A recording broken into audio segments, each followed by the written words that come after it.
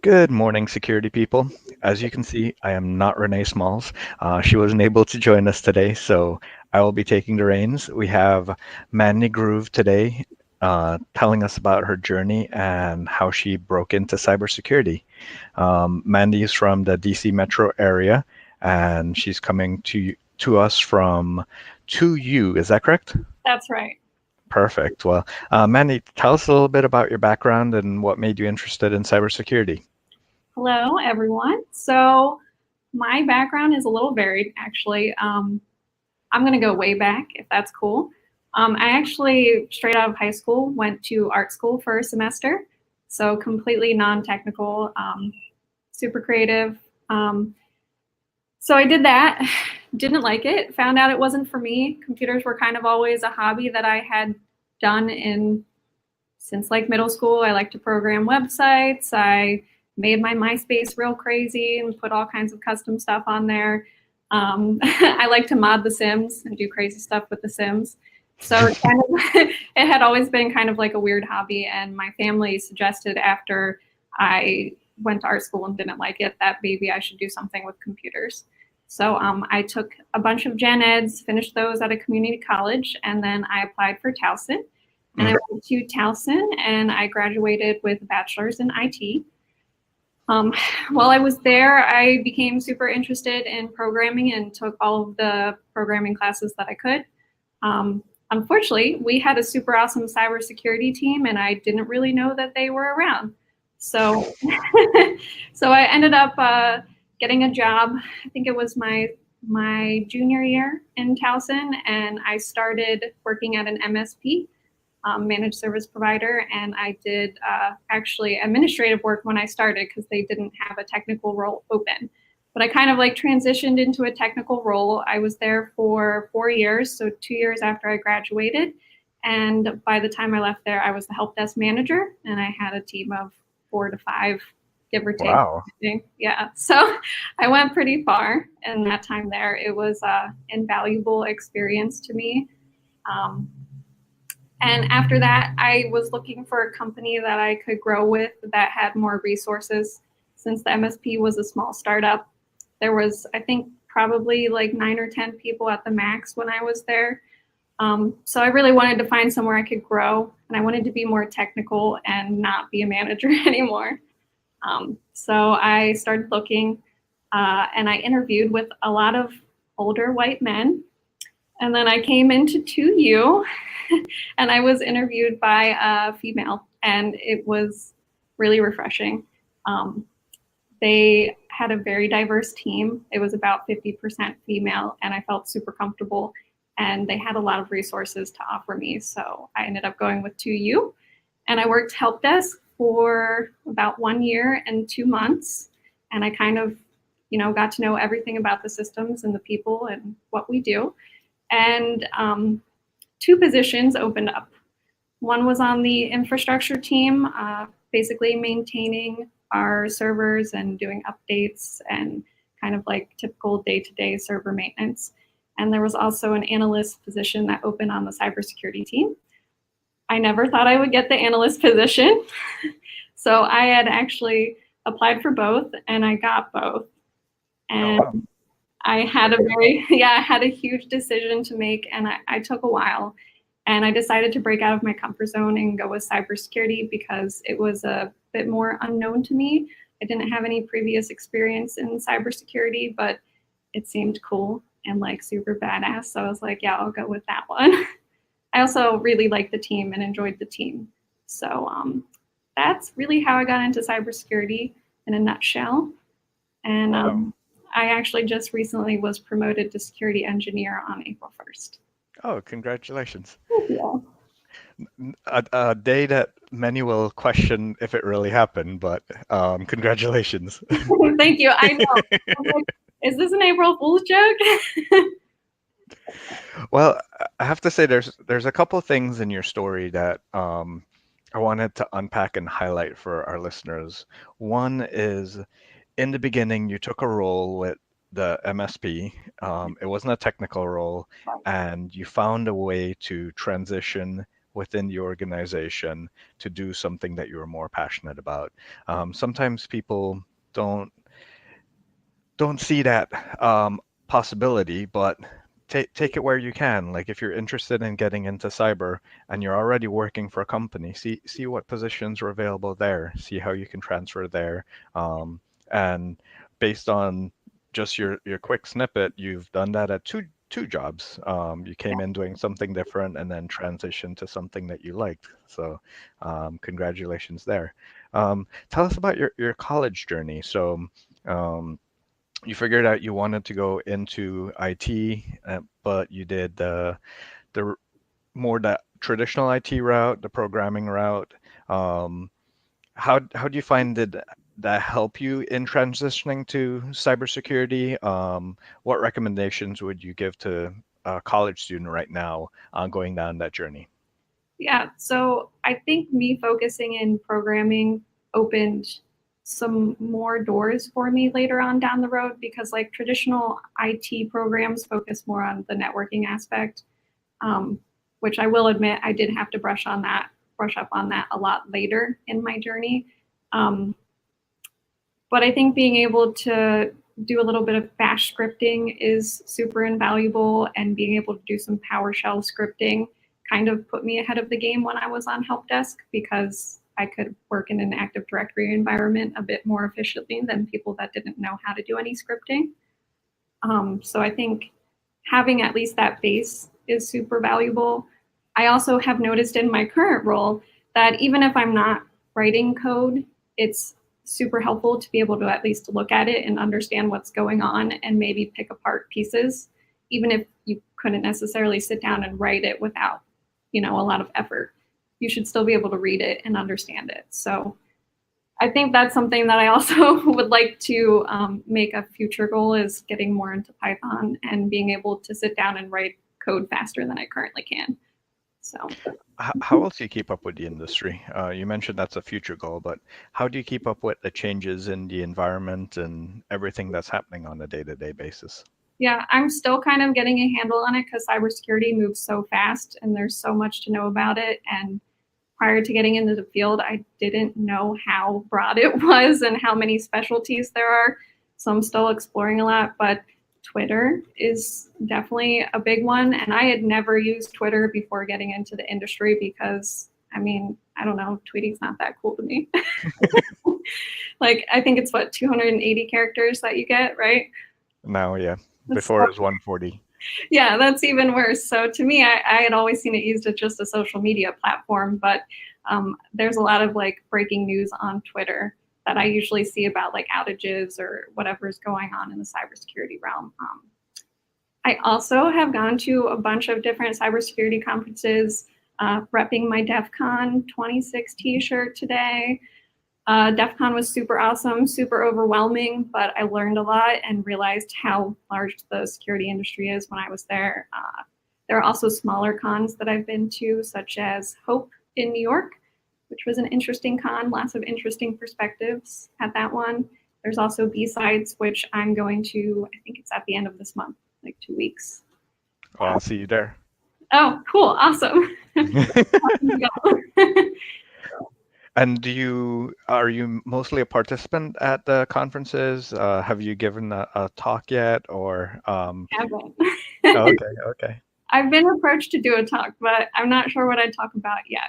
So Well, I did my first talk on the basics of cyber resilience. So you can always pick something that you're comfortable about. I mean, even in how scripting helps the average IT person or something like that, there'll always be someone that wants to hear you, and that's the important part. You sharing your journey, and especially at the smaller cons like the B-sides, it's about hearing the individual story, and that's why people go to those smaller cons. yeah, I'll say that I think the smaller cons have been much more helpful and easier to network with people and get more information. Like the lockpicking villages are super big at cons, and honestly, like DEF CON, it was super huge, and I don't think I had a lot of one-on-one time with anyone there. But when we went to ShmooCon as well. The ShmooCon one, they had time to kind of like sit down with us, and they had handcuffs. And we had to practice getting out of handcuffs, and I super failed at it, but it was still super fun. And they had all kinds of like cool tools and stuff. So that was, Nice, yeah. nice. Yeah. Well, let's take a step back again and let's talk about your journey into finding a new role. You want to explain your journey there and some of the things that you went through? Yeah. So maybe should we talk about the help desk to security transition then? Yeah. So I think that transition, I've always tried to step out of the box and network a bit with whoever or whatever team I'm interested in becoming a part of so I can learn more about their daily work and if I'd be interested in what prerequisites they're looking for. And it was around that time that I had started watching a lot of videos on password cracking on Computer File and Hack5. Um,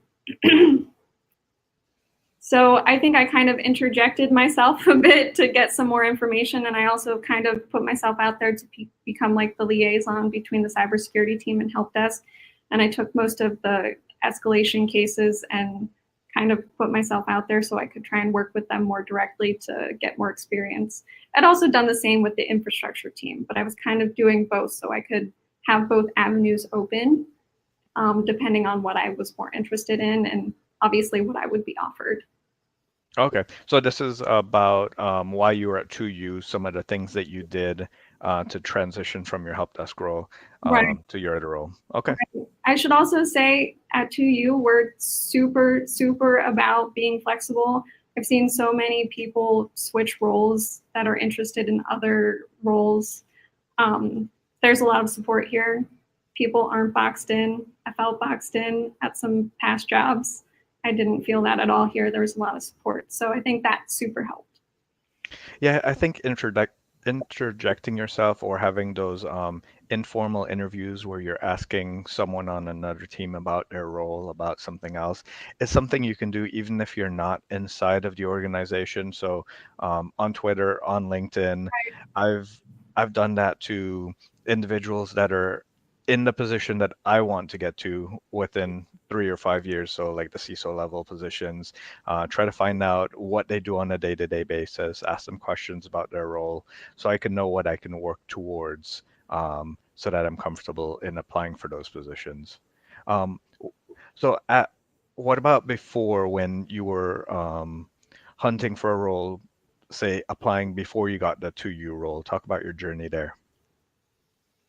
So I was applying for help desk positions before that. It it was kind of boring. I had a bunch of different interviews and I actually had a couple offers, but I didn't feel comfortable with the companies. I didn't like the company culture or, something about the offer I wasn't okay with. So I kept looking until I found something that felt right to me. I probably had the luxury of doing that. I know other people don't have that luxury when they're searching and they might not have as many offers. So I don't know if that answers the question, but No, it does. I mean, choosing a new role is a big part of an individual's life, and while it might not be permanent, it's definitely a long-term commitment. It's not like you can change your mind tomorrow and find something else. So it is something you have to stick with for a little bit, and right. finding an environment where you have a comfortable culture and you like the mission and the values of the organization is important. Right. And I think I was also really focused on finding somewhere that had the resources and ability to propel me to where I wanted to go. And I felt like that was the most important key for me. And how did you find that during your interviewing? What sort of questions did you ask? How did you discover that about the future organization?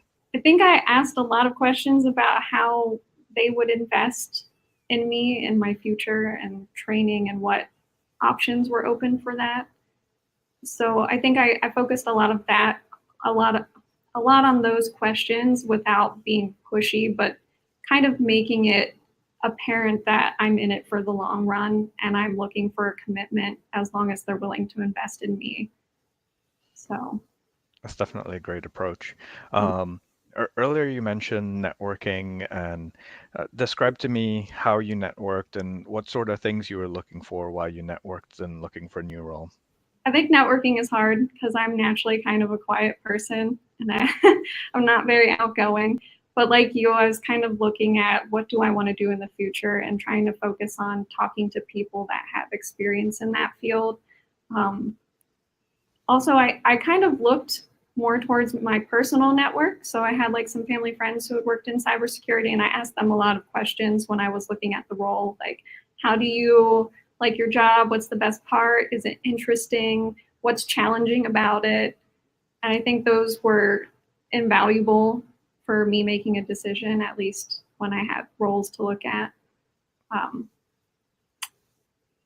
Also, even talking to people who are in those and like, hey, if you don't have time to talk to me, is there someone else that you think would have some advice? So I've been offered a lot of different connections that way, even if they're not a direct connection, by asking someone I might know, like, hey, do you know anyone that would have some expertise in this area? And that's another informal type interview that a lot of people don't consider to discover more about potential paths. Like you mentioned, cybersecurity is a really broad area from your technical roles, your managerial roles, your governance and risk roles and compliance roles. So there's Yeah, many different things, even marketing roles. right. We need people with art backgrounds and who can take complex topics and simplify it for end users or even teaching executives why this risk is a concern to them and what they have to be worried about. Yeah. So at the network at some of the conferences that you went to, did you listen to talks? Did you go to networking sessions? How did you take advantage of those opportunities? I did a bit of both. The T-shirt I'm wearing actually was from Women's Cybersecurity Jiu-Jitsu or Jutsu or however their name is. So I went to a women's LA networking event, which was super cool. I think there's still kind of, uh, women are underrepresented in cybersecurity, but there are lots of different resources out there for women. So talking to some of them, I actually found one mentor that I've kind of kept in contact with. She actually lives in the DC area, so every once in a while I email with her. Um, I think that was an easier way to network by going into a focused group at DEF CON. I don't know if I mentioned it was DEF CON, it was DEF Okay. CON. Because it could be overwhelming if you're just sitting there, you're not going to talk to the person next to you. It might be kind of awkward. So I think going to one of those focused groups for my personal interests, and I know they had some other ones available. If you like Google it, they had a bunch of different events that were tied to DEF CON. Okay. Yeah, I think it's the Women's Society of Cyber Jiu-Jitsu Right. is the official title, but yeah, it's definitely a great organization. And when you mention not having enough women, I don't think it's both not having enough women, but also not having a balance of people from different experiences. So Yeah. it could be gender, race, um, religious influence. You need individuals with all different perspectives to be able to balance it out and have a balanced approach to something. Yeah, I agree. And then I also went to lots of talks. Okay. Um, I kind of went all over the place. Like sometimes I'm like, oh, I know what that topic is. That sounds interesting. I'll go to that. Sometimes I was like, I have no idea what that is. So maybe I should just go check it out and learn something new. So I kind of took that approach to it. Nice.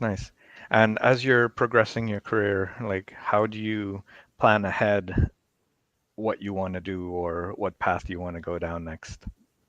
That I'm still trying to figure out. I know I need to probably figure out what specialization I want to focus on. I've had a lot of help from my team internally and figuring out where I want to go. Um, I've also taken some certifications, which have been invaluable. I started with the Sec Plus through CompTIA, and then I also took a SANS course afterwards for incident handling, which I'm still currently working on. I took the boot camp and I still need to take the test. Um, so I think I'm trying to figure out what my next step is, but I'm kind of leaning towards forensics right now. Okay. Um, so I guess I'm trying to do stuff on my own time to kind of focus in on what I want to do as the next step. And what's your view on traditional education, certs, on-the-job training? How do you think someone coming along this journey should balance the three together? I think my certifications, at least personally, have been invaluable. The Sec Plus was a great foundation. I've heard some people say it's not as important, but if you're coming in without the background, I think it's super useful. Especially for me coming from help desk, it gave me a really good foundation in security subjects that I hadn't really heard about prior to that. Um, I think the traditional education, since my degree was in IT, it wasn't really directly related to cybersecurity. It's definitely related. It was definitely useful, but I had wished they probably had focused more on some cybersecurity focused courses. Like there was one I took, and I wish they would have had more, if that makes sense. No, that does make sense. I would say your traditional IT focuses on availability of resources, where in security you focus really on the confidentiality and integrity, and then work with IT on the availability aspect of it. Right, right. You're much more maintaining systems. So Yeah. yeah. Um, what about any other advice that you want to share along your journey with someone else coming along? I would say get involved.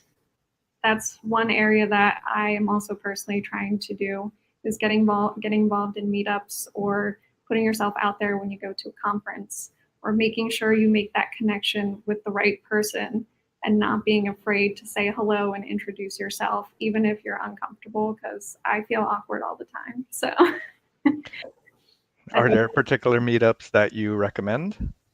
um informally, I've just really done a lot of the women's in cybersecurity or women in tech. I think there are probably other ones that are more general that I personally would like to attend, but I haven't done that yet. Okay. Yeah, I mean, in the DC area, I know there's the major ones like the ISSA, ISC squared, OWASP, ISACA, InfraGard, which is kind of on the government side, Right. but just sharing different resources for individuals in the area. Um, as we're approaching the top of the hour, is there any sage advice that you'd want to share with someone, if you had to give them just one piece of advice for them as they continue their journey? I'd say if you're feeling uncomfortable, and if you're feeling uncomfortable, that's a good thing. Okay. So if you're not feeling uncomfortable, then you're probably not progressing. So at least that's how I live my life, and I try to make myself go outside of my comfort zone. That way I can keep progressing. So stretch yourself, Yeah. set stretch goals, get out there and feel like you're learning all the time. Yes, for sure. Okay, perfect. Well, thank you so much for your time today. And we love hearing your story of breaking into cybersecurity, and have a great rest of your day. Thank you. I really appreciate it, Chris. Okay, thank you. Take care. All right. Bye.